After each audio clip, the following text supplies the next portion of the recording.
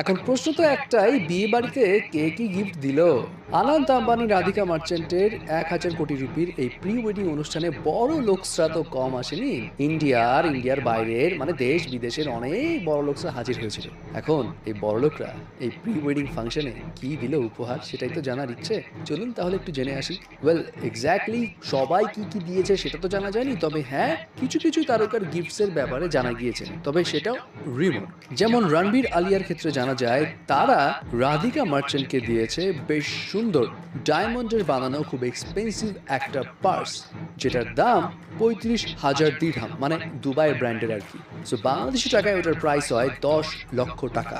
অপরদিকে আরেক celebrity couple Siddharth Malhotra এবং কিয়ারা আদভানি, তারা অবশ্যই এসব জুয়েলারি দেয়নি, তারা দিয়েছে গোল্ড দিয়ে বানানো লক্ষ্মী দেবীর মূর্তি।